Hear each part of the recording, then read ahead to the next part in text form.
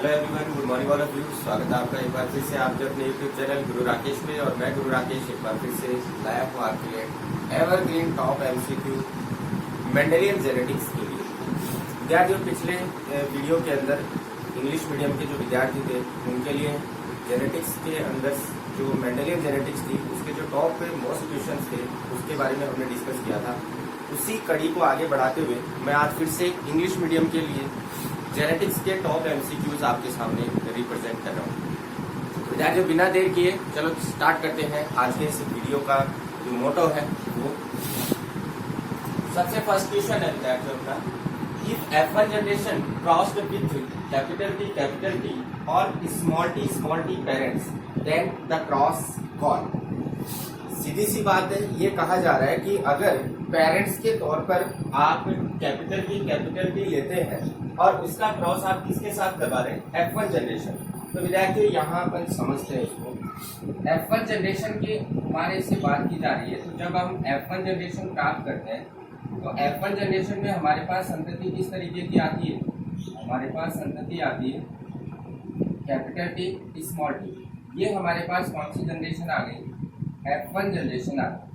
अब क्या कह रहा है क्वेश्चन में कि if F1 generation cross F1 generation का होना है, किसके साथ होना है, कैपिटल T और स्मॉल t, किसी के भी साथ आप करवाओगे। यानी कैपिटल T के साथ अगर अपन क्रॉस करवाए, गैमेट बने यहाँ पे कैपिटल T स्मॉल t और इसका गैमेट बना कैपिटल T। जब इसका क्रॉस करवाएंगे कैपिटल T, ये भी कैपिटल T, ये कैपिटल स्मॉल और ये कैपिटल स्मॉल। ये 50-50% रेशियो आ गया, यानी 1:1, यानी 50% ये है और 50% ये। तो यहाँ पर क्या पूछा गया है कि अगर F1 जनरेशन का क्रॉस कैपिटल T या स्मॉल t पेरेंट से करवाते हैं तो उस क्रॉस को क्या नाम दिया जाता है। तो विद्यार्थियों, मैंने पिछले वीडियो के अंदर 3 क्रॉसेज आपको बताए थे, back cross, test cross, reciprocal cross. यहाँ उन्हीं में से आपको पूछा गया है। फर्स्ट ऑप्शन टेस्ट क्रॉस है, सेकंड ऑप्शन बैक क्रॉस है, थर्ड ऑप्शन रेसिप्रोकल क्रॉस है और फोर्थ ऑप्शन है अपना नन ऑफ दीज। तो विद्यार्थियों, अगर F1 जनरेशन का क्रॉस अप्रभावी या डोमिनेंट या रेसेसिव दोनों में से किसी के भी साथ होता है तो वो क्रॉस अपना कहलाता है बैक क्रॉस। क्या कहलाता है, बैक क्रॉस। अगर आपके दिमाग में ये चीज नहीं आ रही तो आप इसकी वीडियो जरूर देख लें, वहां मैंने क्लियरली आपको ये चीज बताई थी कि बैक क्रॉस की अगर बात की जाए तो उसमें डोमिनेंट और रेसेसिव दोनों के साथ हम F1 जनरेशन का क्रॉस करवा सकते हैं। लेकिन अगर टेस्ट क्रॉस की बात आती है तो टेस्ट क्रॉस में सिर्फ और सिर्फ हम F1 जनरेशन का क्रॉस रेसेसिव कैरेक्टर के साथ ही कराएंगे या रेसेसिव पेरेंट्स के साथ कराएंगे। तो यहाँ पर आपका राइट आंसर क्या हो जाएगा, आपका राइट आंसर हो जाएगा बैक क्रॉस। बैक क्रॉस के और टेस्ट क्रॉस के बारे में आप ध्यान रखें।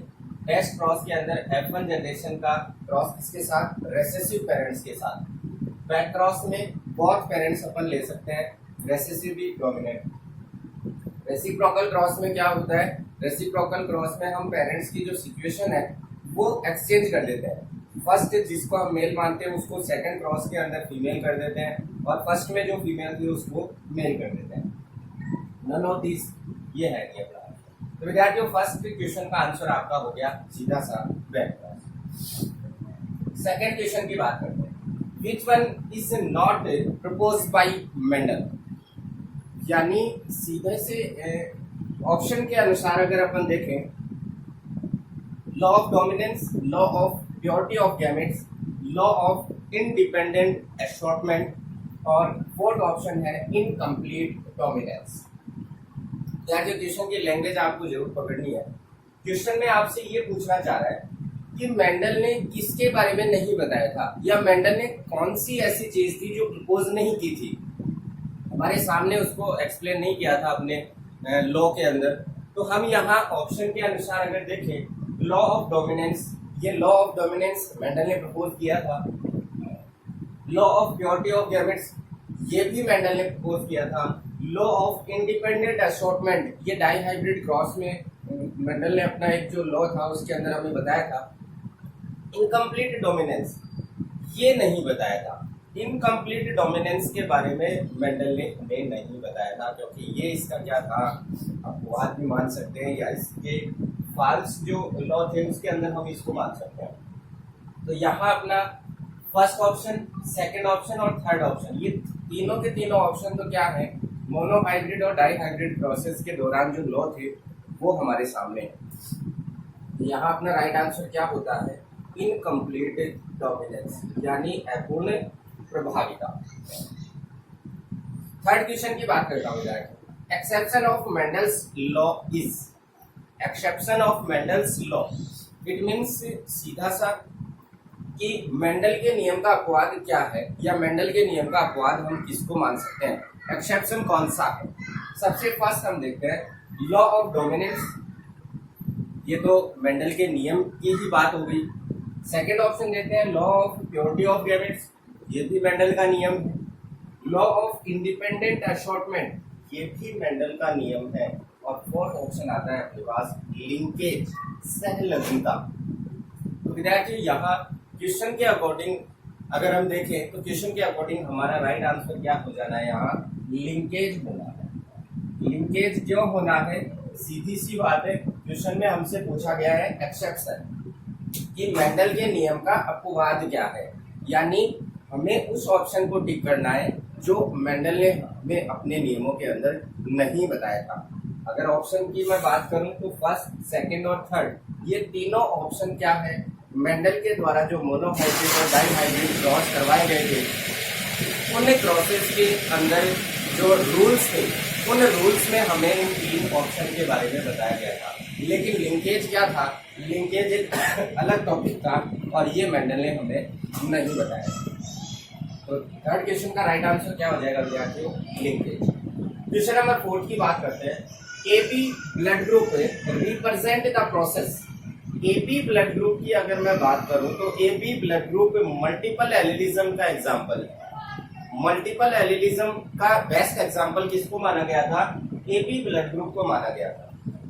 यहाँ पूछा क्या है, AB blood group represent the process, कि एबी ब्लड ग्रुप कौन सी क्रिया को रिप्रेजेंट कर रहा है, यानी एबी ब्लड ग्रुप में मल्टीपल एलिलिज्म तो है ही है, मल्टीपल एलिलिज्म का एग्जांपल है, लेकिन वो जो क्रिया है वो कौन, सबसे first incomplete dominance AB blood group दर्शाता है क्या, कोडोमिनेंस एबी ब्लड ग्रुप दर्शाता है क्या, बोथ ए और बी क्या ये दोनों दर्शाता है, या नन ऑफ दीज, इनमें से कोई नहीं। विद्यार्थियों जहां भी एबी ब्लड ग्रुप की बात आती है वहां आप अपने दिमाग में एक चीज सेट कर लीजिए, कोडोमिनेंस वहां पर डेफिनेट आएगा। कोडोमिनेंस यानी सह प्रभाविता, साथ साथ अपने इफेक्ट रिप्रेजेंट करना, ये कोडोमिनेंस के अंदर हमने पढ़ा था। अगर आपको याद नहीं आ रहा तो आप पिछली वीडियोस को जरूर देखें, गुरु राकेश चैनल को सर्च करें यूट्यूब पे और पिछली वीडियोस को कंटिन्यूअसली देखें, आप क्लियरली इन क्वेश्चनों के आंसर आपके दिमाग के अंदर सेट हो जाएंगे। एबी ब्लड ग्रुप की बात हुई तो यहाँ आपका राइट आंसर क्या हुआ, कोडोमिनेंस। विद्यार्थियों ये क्वेश्चन जो है ये ऑप्शन डिपेंडेंट क्वेश्चन भी बनता है। कैसे बनता है, अगर यहाँ पर आपको इनकम्प्लीट डोमिनेंस, कोडोमिनेंस या बोथ ऑप्शन, या फिर ये ऑप्शन आपको ना मिले, यहाँ पर आपको ऑप्शन मिल जाए अगर मल्टीपल एलिलिज्म का मिल जाए, या फिर यहाँ ऑप्शन में आपको एक चीज दे देता कोडोमिनेंस की जगह मल्टीपल एलिलिज्म दे देता, तो आपका राइट आंसर क्या होता, वहां पर आपका राइट आंसर क्या होता, मल्टीपल एलिलिज्म। मल्टीपल एलिलिज्म का बेस्ट एग्जांपल किसको माना जाता है, एबी ब्लड ग्रुप का। तो घुमा फिरा के किसी भी तरीके से क्वेश्चंस पुटअप किए जा सकते हैं। आपको क्वेश्चन की भाषा और उस क्वेश्चन को बनाने के तरीके भी थोड़े से ध्यान रखते हैं। नेक्स्ट क्वेश्चन की हम बात करते हैं, Which one is the example of multiple alleles? Second question जो ऊपर आपने क्वेश्चन देखा 4 नंबर का, फिफ्थ क्वेश्चन उसी से डिपेंडेंट आ गया। Which one is the example of multiple allelism या multiple alleles? मल्टीपल एलील्स का एग्जाम्पल क्या है, तो विद्यार्थी मैंने अभी आपको बताया कि मल्टीपल एलीलिज्म जहां भी आ जाती है वहां पर आपको एबी ब्लड ग्रुप याद रखना है। तो आपका यहाँ सीधा सीधा राइट आंसर क्या है, एबी ब्लड ग्रुप is the best example of multiple allelism। Multiple allelism या मल्टीपल एलील्स का बेस्ट एग्जांपल कौन है? AB ब्लड ग्रुप है। नेक्स्ट अगर आगे के ऑप्शन की मैं बात करूं, हीमोफीलिया, एनीमिया, कलर ब्लाइंडनेस, ये डिजीज है। हीमोफीलिया, कलर ब्लाइंडनेस की अगर बात की जाए तो ये जेनेटिकली डिजीज है, जेनेटिक डिसऑर्डर्स है। इसके बाद नेक्स्ट क्वेश्चन की हम बात करते हैं, question number 6। If a cross is made between capital T, small t, then the nature of progeny will be. बहुत ही शानदार क्वेश्चन है, बहुत ही अच्छा क्वेश्चन है विद्यार्थियों। यहाँ कुछ क्वेश्चन इस टाइप के हैं, दिखने में वो सिंपल, लेकिन अगर उनको आप डायरेक्टली उसको निकालोगे बिना सोचे समझे तो आपका वहां पर ऑप्शन गलत होने की पॉसिबिलिटी बन जाती है। जैसे इसी क्वेश्चन की अगर मैं बात करता हूं तो क्वेश्चन में क्या कहा गया है? If a cross is made between capital T and small t, then the nature of progeny will be. हमें ये कहा गया है कि कैपिटल T और स्मॉल t का जब क्रॉस करवाया जाएगा तो आपके पास किस टाइप की प्रोजेनी प्राप्त होगी। तो यहाँ पर सबसे फर्स्ट तो हमें क्या बनाने हैं? गैमेट्स बनाने हैं। ये बन गए हमारे पास गैमेट्स। इसके बाद हमें क्या करना है? F1 जनरेशन प्राप्त करनी है। तो इनका क्रॉस हम इस प्रकार से करवा देंगे तो हमारे पास कौन सी संतति, किस प्रकार की संतति आ जाएगी? इस प्रकार की संतति हमारे पास आ जाएगी। इसमें F1 जनरेशन हमारे पास आ चुकी है। क्वेश्चन में हमसे क्या पूछा कि क्रॉस जब कैपिटल और स्मॉल t के बीच करवाया गया तो आपके पास किस तरीके की प्रोजेनी होगी। अब ऑप्शन पे आ जाइए आप। ऑप्शन हमारे पास फर्स्ट है 1:2:1, ये रेशियो है, जीनोटिपिक रेशियो मोनोहाइब्रिड क्रॉस का। 3:1, ये मोनोहाइब्रिड क्रॉस का फिनोटिपिक रेशियो है। All are heterozygous tall, and next option है all are heterozygous dwarf. Sorry, यहाँ टॉल की जगह यहाँ आपको मिलेगा ड्वार्फ, हेटेरोजाइगस ड्वार्फ। तो विद्यार्थी यहाँ अब आपके दिमाग में क्वेश्चन आ रहा होगा कि सर हमने F1 जनरेशन ही निकाली है, अब हमें क्या करना है? F2 जनरेशन निकालना है। और F2 जनरेशन निकालने के बाद हम क्या बता पाएंगे? इसके जीनोटाइप और फिनोटाइप बता पाएंगे, क्योंकि ऑप्शन में हमें जीनोटाइप और फिनोटाइप भी दे रखा है। तो विद्यार्थियों यहाँ मैं आपको बता दूं, आपको अपनी तरफ से कोई दिमाग नहीं लगाना है। जितना क्वेश्चन में पूछा गया है हमें सिर्फ उतने का ही आंसर देना है। हमें सिर्फ क्वेश्चन में ये कहा गया था कि if a cross is made between capital T and small t, then the nature of progeny will B.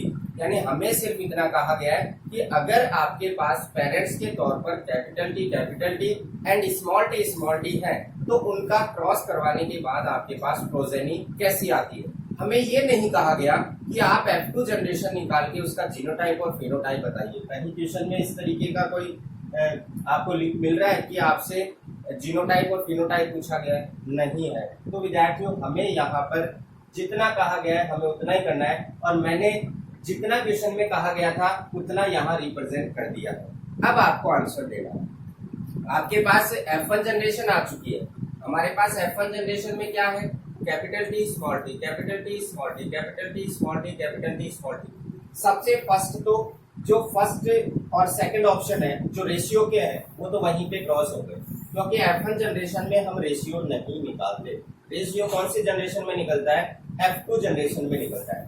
तो फर्स्ट और सेकंड ऑप्शन तो क्रॉस हो गए। थर्ड और फोर्थ ऑप्शन की बात करता हूँ, ऑल आर हेटेरोजाइगस टॉल और ऑल आर हेटेरोजाइगस ड्वार्फ। यहाँ पर ये ड्वार्फ वाला तो कैंसिल हो जाएगा। क्यों? क्योंकि आप देख सकते हो F1 जनरेशन के अंदर हमारे पास एक कैपिटल एक स्मॉल, एक कैपिटल एक स्मॉल। तो कैपिटल वाला तो डोमिनेंट है और स्मॉल वाला क्या है? रिसेसिव। तो डोमिनेंट के करैक्टर ही F1 जनरेशन के अंदर रिप्रेजेंट होते हैं। Only dominant character are show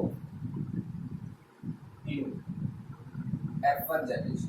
F1 generation में केवल और केवल डोमिनेंट करैक्टर ही रिप्रेजेंट होंगे। तो यहाँ पर ये भी कैसा है? टॉल। ये भी कैसा है? टॉल। ये भी कैसा है? टॉल। और ये भी कैसा है? टॉल। सारे के सारे जो प्लांट है F1 जनरेशन के वो टोटली टॉल है। लेकिन यहाँ ऑप्शन में आपको क्या दिया है, हेटेरोजाइगस। यहाँ पर आप ध्यान दें, दो चीजें होती है, एक तो हेटेरोजाइगस और एक होता है होमोजाइगस। हेटेरोजाइगस और होमोजाइगस ये होते क्या है? हेटेरोजाइगस का मीन्स ये होता है कि दोनों के दोनों जो जीन्स है वो सेम होने चाहिए। अगर हम टी वाले की बात करें तो कैपिटल कैपिटल होना चाहिए, स्मॉल स्मॉल होना चाहिए। अगर आर की बात करें तो इस टाइप से होने चाहिए। ये क्या है? ये होमोजाइगस। ये सारे के सारे क्या है? ये homozygous. Capital T, small T, small T, capital R, small R, small R. अगर वाई वाले की बात करें तो इस टाइप से। अगर आपके पास दोनों के दोनों जीन्स सेम हैं तो आप उनको कहोगे होमोजाइगस। तो हम क्या कहेंगे? होमोजाइगस यानी समयुग्मक। हेटेरोजाइगस की अगर मैं बात करूं तो आपके पास एक कैपिटल एक स्मॉल, एक कैपिटल एक स्मॉल, एक कैपिटल एक स्मॉल, यानी हेटेरोजाइगस सिचुएशन के अंदर आपके पास एक कैपिटल होना चाहिए, एक जीन स्मॉल होना चाहिए। उस कंडीशन को हम क्या कहेंगे? हेटेरोजाइगस। तो अब आपका आंसर एकदम क्लियर हो चुका है। टॉल हमारे पास सारे प्लांट हैं ही और सारे के सारे capital small, capital small, capital small वाले हैं। इट मीन्स ये हुआ कि ये सारे के सारे क्या है? All are heterozygous tall. Heterozygous है और साथ ही साथ क्या है? टॉल है। तो हमारा राइट आंसर क्या होगा? Heterozygous tall. सारे के सारे कैसे होंगे? Heterozygous tall. तो विद्यार्थियों, इसी क्वेश्चन की तरह मैं आपको ये बार बार इसीलिए कह रहा हूँ कि क्वेश्चन की लैंग्वेज आपको समझनी है। क्वेश्चन को आपको समझना है कि क्वेश्चन में हमसे पूछा क्या गया है। जितना क्वेश्चन में पूछा गया है आपको सिर्फ और सिर्फ उतने का ही आंसर देना है। आपको अपनी तरफ से कोई चीज उसमें नहीं जोड़नी है, नहीं तो आपको उसका खामियाजा भुगतना पड़ेगा। वो क्वेश्चन आपका गलत हो सकता है। नेक्स्ट क्वेश्चन की मैं बात करता हूँ। Question number 7, how many gametes are formed when genotype is XXYYZZ। यहाँ आपसे ये पूछा गया है कि अगर आपके पास जीनोटाइप क्या है? XXYY एंड ZZ है तो आप उससे कितने गैमेट्स बना सकते हैं? आपके पास कितने गैमेट्स बनेंगे? विद्यार्थियों, मोनोहाइब्रिड डाइहाइब्रिड में हमने देखा था, मोनोहाइब्रिड में हमारे पास एक जो पेरेंट्स था उससे दो युग्मक बन रहे थे, दो गैमेट बन रहे थे। अगर डाइहाइब्रिड की बात करें तो उसमें हमने दो कैरेक्टर लिए थे और हमारे पास 4 जो गैमेट है वो बन रहे थे पर्टिकुलर पेरेंट से। यहाँ पर हमारे पास जीनोटाइप क्या दे रखा है? जीनोटाइप हमें दे रखा है XXYY एंड ZZ। तो हमारे पास जीनोटाइप है capital X, small x, capital Y, small y, capital Z, small z। अब इससे आपको गैमेट्स निकालने हैं। गैमेट्स कितने बने? तो विद्यार्थियों, मैंने अपनी पिछली वीडियोस के अंदर गैमेट्स से निकालने का एक फॉर्मूला आपको बताया था। ये आपको गैमेट्स अगर निकालने हैं तो आपको सिर्फ इतना सा काम करना है, 2 की पावर n। ये फॉर्मूला आपको याद रखना है। यहाँ n क्या है? n equal to heterozygous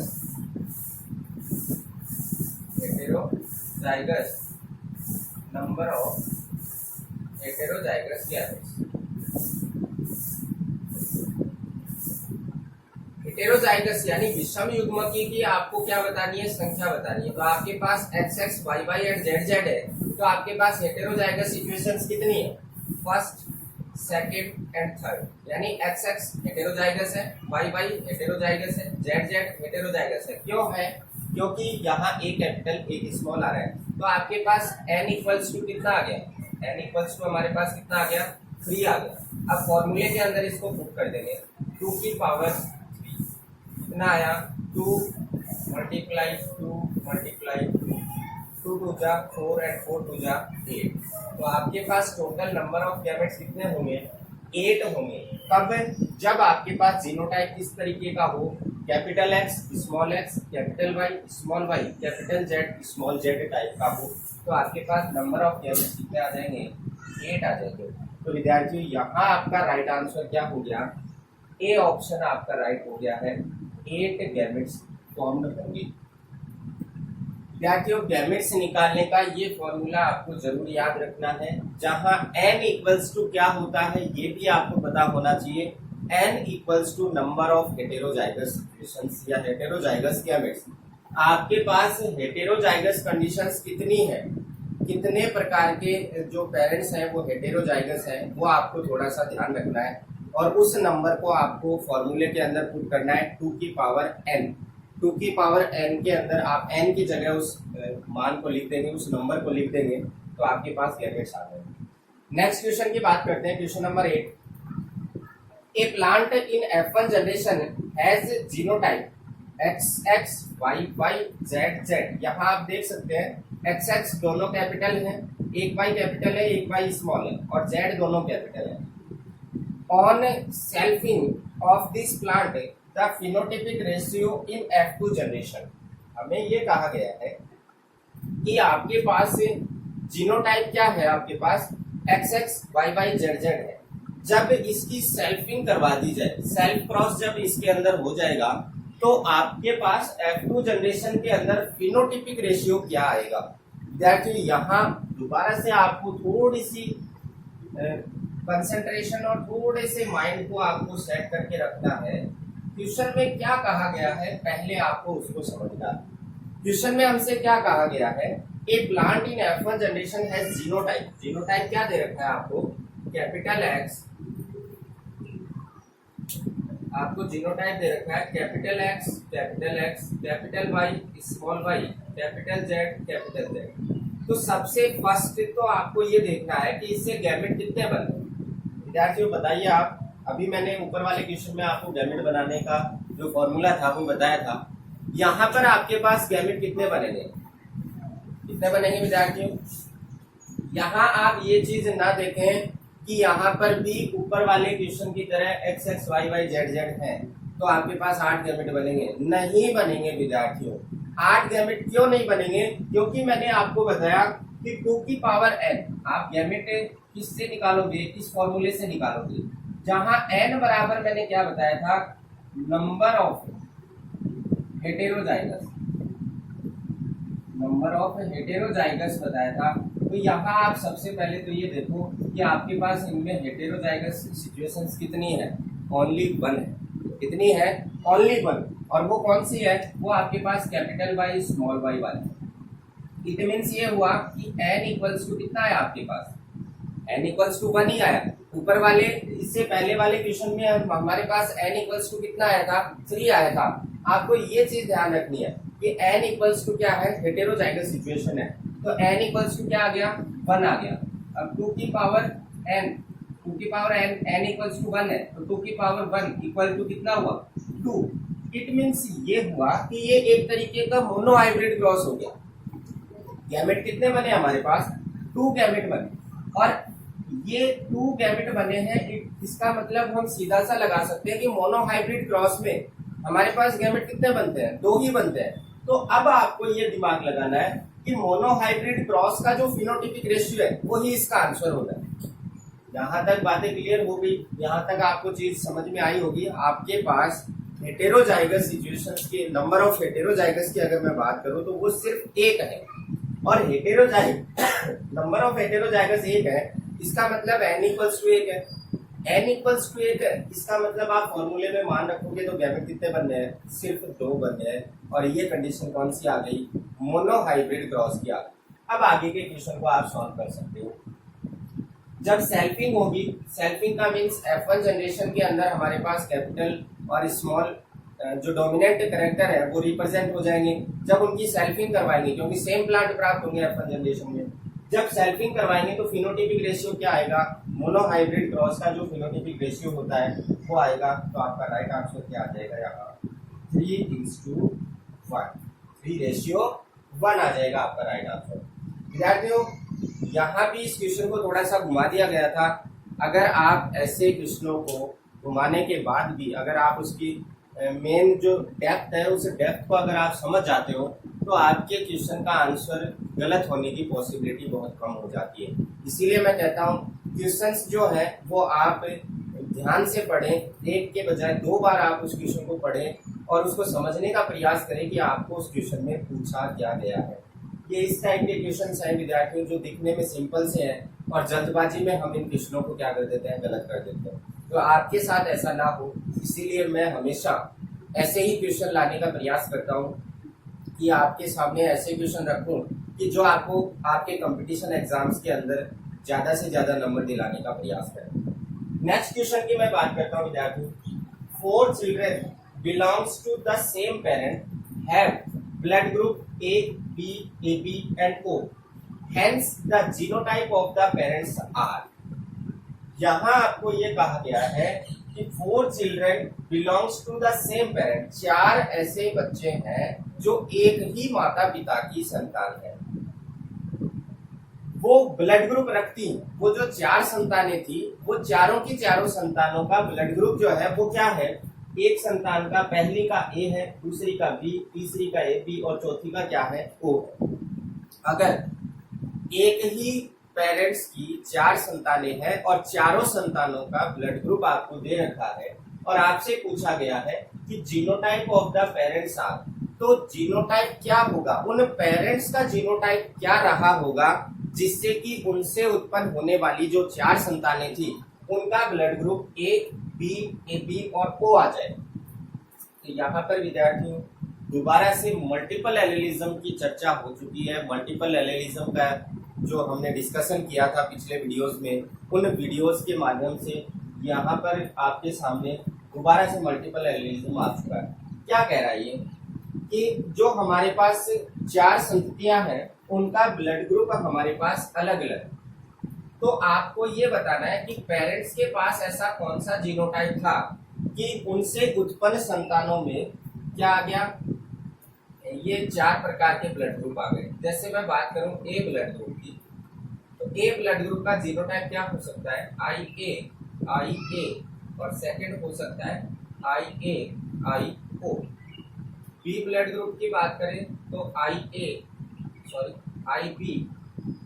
IB और सेकंड हो सकता है इसका IBIO। ये ए और बी ब्लड ग्रुप की मैं यहाँ बात कर रहा हूँ आपसे। AB की अगर बात की जाए तो AB में IA एंड IB, और O ब्लड ग्रुप की अगर बात की जाए तो IO या दोनों स्मॉल I। ये जीनोटाइप है जो ब्लड ग्रुप पाए जाते हैं, 4 प्रकार जो ब्लड ग्रुप हम पढ़ते हैं A, B, AB और O, इन चारों का जीनोटाइप ये है। अब आपको क्वेश्चन में क्या पूछा है कि आपके पास जो पेरेंट्स हैं उनमें इनमें से कौन सा जीनोटाइप है जिसके कारण उनसे उत्पन्न संतान क्या होनी चाहिए, उनमें ब्लड ग्रुप ये होना चाहिए। फर्स्ट बात थी। तो सबसे पहले अगर हम इन ब्लड ग्रुपों को निकालने के लिए इनका बारी बारी से आपस में क्रॉस करवा के देखें तो हमें समय ज्यादा लगेगा। यहाँ पर हम ये करते हैं कि हम पहले क्या करते हैं, इनके जो होमोजाइगस है ए और बी ब्लड ग्रुप का जो होमोजाइगस है वो हम लेकर अगर क्रॉस करवाएं तो आप सीधा सा समझ सकते हैं। अगर ए और बी का अगर हम ये जीनोटाइप लेते हैं तो हमारे पास ओ ब्लड ग्रुप नहीं आएगा। क्यों नहीं आएगा, क्योंकि ओ ब्लड ग्रुप के लिए हमें IO वाला जीन चाहिए और वो इन ए और बी के होमोजाइगस वाली सिचुएशंस में नहीं है। अब क्या करें, इसका मतलब सीधा सा ये हुआ कि आप होमोजाइगस वाला तो ले नहीं सकते, तो इनमें से ये तो होगा नहीं। इनमें से अगर अपन इनको आपस में क्रॉस करवा के देखें तो हमारे पास सिचुएशन क्या आती है, मान लो कि एक जो मेल था वो ए ब्लड ग्रुप है और जो फीमेल थी वो बी ब्लड ग्रुप है। ए ब्लड ग्रुप का मैंने जीनोटाइप लिया IAIO और बी ब्लड ग्रुप का लिया IBIO। तो सबसे पहले गैमेट बनाए IAIO, इसका गैमेट बनाए तो IBIO। अब इनका क्रॉस करवाए तो हमारे पास देखो IAIB, इसके पास ए था, इसके पास बी। सेकंड इसका क्रॉस अगर इससे करवाए तो IAIO, इसका क्रॉस इससे करवाए तो IBIO और इसका क्रॉस इससे करवाए तो IOIO। यहाँ आप देख सकते हो ये AB ब्लड ग्रुप, ये A ब्लड ग्रुप, ये B ब्लड ग्रुप और ये O ब्लड ग्रुप। आपके पास जो संतति आई उन चारों संततियों के अंदर आपके पास ब्लड ग्रुप कौन सा आ गया जो आपको क्वेश्चन में दिया गया था, ए बी और ओ। ये चार जो बच्चे थे, उन चार जो संततियां थी, उन चारों चिल्ड्रंस के अंदर जो ब्लड ग्रुप था वो हमारे पास प्राप्त हो गया। हमसे पूछा था कि पेरेंट्स का जीनोटाइप क्या है, तो हमने पेरेंट्स का जीनोटाइप क्या लिया, IA IO IB IO। अब ये दोनों होमोजाइगस है या हेटेरोजाइगस है, ऑप्शन पे देखते हैं। सबसे फर्स्ट अपना ऑप्शन है both parents are homozygous for A. Both parents are homozygous for A. A के लिए दोनों के दोनों जो पेरेंट्स हैं वो होमोजाइगस है, तो होमोजाइगस वाली कंडीशंस तो क्या हो गई, क्रॉस हो गई, क्योंकि होमोजाइगस नहीं है, वो हेटेरोजाइगस है। Both parents are homozygous for B. B के लिए दोनों होमोजाइगस हैं, ये भी ऑप्शन कट हो चुका है। यहाँ थर्ड ऑप्शन की मैं बात करता हूँ। ये जो थर्ड ऑप्शन है, इस थर्ड ऑप्शन में है one parent is homozygous for A and second is या other is homozygous for B. यहाँ पर आपको ध्यान देना है कि पहला जो पेरेंट है वो ए ब्लड ग्रुप के लिए क्या है, होमोजाइगस सिचुएशन में है, और सेकेंड क्या है, अदर होमोजाइगस फॉर बी, यानी होमोजाइगस वाली सिचुएशन आ गई, तो ये भी क्या हो गया, क्रॉस हो गया। फोर्थ ऑप्शन की हम यहाँ बात करते हैं। फोर्थ ऑप्शन में हमको दे रखा है कि one parent is heterozygous for A and other is heterozygous for B. ये वाली कंडीशन हमारे पास लागू होती है। क्यों होती है, क्योंकि ये वाला तो ए वाले के लिए क्या है, हेटेरोजाइगस कंडीशन है, और ये वाला बी वाले के लिए क्या है, हेटेरोजाइगस कंडीशन है। तो ये एक जो पेरेंट है वो तो ए ब्लड ग्रुप के लिए हेटेरोजाइगस हो गया, और दूसरा जो पेरेंट है वो बी ब्लड ग्रुप के लिए हेटेरोजाइगस हो गया। तो यहाँ पर दोनों के दोनों क्या है, हेटेरोजाइगस कंडीशन में है। तो आपका राइट आंसर यहाँ क्या हो जाएगा, आपका राइट आंसर यहाँ हो जाएगा B. One parent is heterozygous for A and other heterozygous for B, यानी एक ए के लिए हेटेरोजाइगस स्थिति में है और दूसरा बी के लिए। नेक्स्ट क्वेश्चन की बात करता हूँ। Which of the following gene show the heterozygous condition. Simple सा क्वेश्चन है, आपको ये बताना है कि जो ऑप्शन आपको दे रखे हैं उनमें से हेटेरोजाइगस कंडीशन कौन शो कर रहा है, कौन दर्शा रहा है। सबसे फर्स्ट ऑप्शन की अगर बात की जाए, कैपिटल टी, तो दोनों के पास अगर कैपिटल है तो वो सिचुएशन तो कैसी आती है, होमोजाइगस हो जाती है, तो ये तो नहीं है। स्मॉल टी ये भी होमोजाइगस कंडीशन आ गई। स्मॉल आर ये भी होमोजाइगस कंडीशन आ गई। तो आपका राइट आंसर क्या हो जाएगा, बी ऑप्शन आपका राइट हो जाएगा। विद्यार्थियों, मैं बार बार आपको बता रहा हूँ, हेटेरोजाइगस कंडीशन का मतलब है एक कैपिटल एक स्मॉल, और होमोजाइगस का मतलब है दोनों के दोनों सेम होने चाहिए, चाहे वो स्मॉल हो चाहे कैपिटल हो। नेक्स्ट क्वेश्चन की बात करते हैं, question number 11। Incomplete dominance is shown by. Incomplete dominance किसमें देखी गई थी, या निम्न में से कौन इनकम्प्लीट डोमिनेंस दर्शाता है। तो विद्यार्थियों, इनकम्प्लीट डोमिनेंस अगर आपने पढ़ा है अच्छी तरीके से, तो आपको मैंने वीडियो के अंदर बताया था कि इनकम्प्लीट डोमिनेंस का सबसे बेस्ट एग्जाम्पल माना जाता है 4 o'clock प्लांट को, या हम उसको कह सकते हैं मिराबिलिस जलापा, या हम इनकम्प्लीट डोमिनेंस को देख सकते हैं स्नैपड्रैगन प्लांट के अंदर। तो यहाँ पर आपके पास सीधा आंसर आ गया मिराबिलिस जलापा। तो ये विद्यार्थियों क्वेश्चन 11 क्वेश्चन मैंने आपके सामने रिप्रेजेंट किए हैं, और ये क्वेश्चन ऐसे हैं कि जो आपको कहीं ना कहीं जरूर हेल्प करेंगे आपकी कॉम्पिटिटिव एग्जाम्स के अंदर। तो ये विद्यार्थियों मेरी तरफ से एवरग्रीन जेनेटिक्स टॉप एमसीक्यूज थे, जो हमेशा कहीं ना कहीं किसी न किसी तरीके से घुमा फिरा के पूछे जाते हैं। उम्मीद करता हूँ आपको ये क्वेश्चंस, इनकी लैंग्वेज और इनकी जो डेप्थ है वो आसानी से समझ में आई होगी।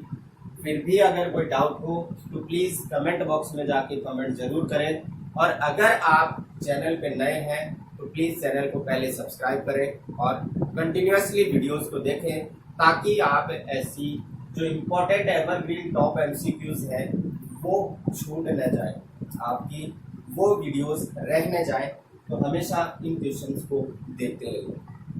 तब तक के लिए धन्यवाद। मिलते हैं नई वीडियो के साथ।